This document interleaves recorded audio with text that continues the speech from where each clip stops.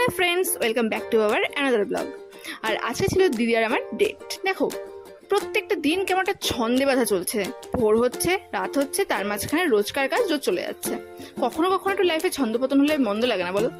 তাই জন্য দিদি হুট করে বললো যে চল বোন একটু ঘুরে আসি। বৃষ্টির ওয়েদার, আর এই ওয়েদারে একটুখানি চা হলে মন্দ হয় না। তাই ভাবলাম প্রথমে চা খেতে যাবো। চা খেতে যাচ্ছিলাম আড্ডা জোনা, যার পথে বলে বাজার কলকাতার মেয়েরা তো শপিং দেখলে সেখানে আটকাবেই। তো যথারীতি দিদি আমি ঢুকে পড়লাম, পকেটে মাত্র 100 টাকা, তবু বাজার কলকাতায় যেতেই হবে কালেকশন দেখতে। যাই হোক, তো দেখা দেখে কমপ্লিট করে চলে গেলাম সোজা চা খেতে, কারণ কেনার তো পকেটে টাকা ছিল না।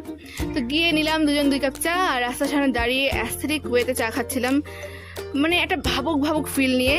আসলে সেরকম কিছু না, সবটাই ভিডিওর জন্য। আর চা খেয়ে গায়ে জোর বাড়ি নেওয়ার পরে ভাবলাম যে শুধু চা খেয়ে বাড়ি চলে যাবো। তো যাওয়া যাক বাড়ির দিকে, যেতে যা চোখে পড়বে, খেতে ইচ্ছে করবে সেটাই খাবো। পকেটে তো ছিল মোটা তারপরে 80 টাকা। যাই হোক, তো ফেরার পথে দেখলাম একটা ভাজাভুজি দোকান, আর বৃষ্টির দিনে কিন্তু ভাজাভুজি খেতে বাঙালিদের সবসময় ভালো লাগে। তো তাই জন্য দিদি আমি নিয়ে নিলাম চিকেন বাহারি। তো যেটার মধ্যে বাহারি কিছুই আমি দেখিনি, জাস্ট নর্মাল চিকেন প্যাটিসের মতো খেতেছিল, টেস্ট ভালোই ছিল।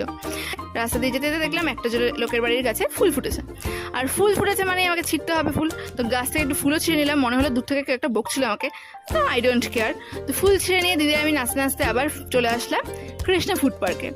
না সেখানে কিছু খাবো না, কারণ পকেটে মাত্র পড়েছিল তারপরে বোধহয় 50 থেকে 60 টাকা। তো সেই দিয়ে ফুড পার্কে কিছু খাওয়ার মতো আমাদের ছিল না।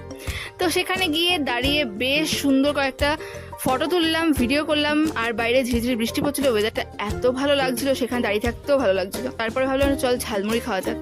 তারপরে গেলাম ঝালমুড়ি খেতে, আর ঝালমুড়ি নিয়ে নকশা করতে করতে চলে আসলাম সোজা বাড়ির দিকে। তো এই ছিল দিদির আমার ডেট। যদি আমাদের ডেট তোমাদের ভালো লেগে থাকে তাহলে অবশ্যই কমেন্টসে জানিও তোমাদের কার কার এরকম ডেটিংয়ে যেতে ভালো লাগে। আর চ্যানেলটাকে সাবস্ক্রাইব করে দিও, যারা ফেসবুক থেকে দেখছো তার পেজটাকে ফলো করে দিও।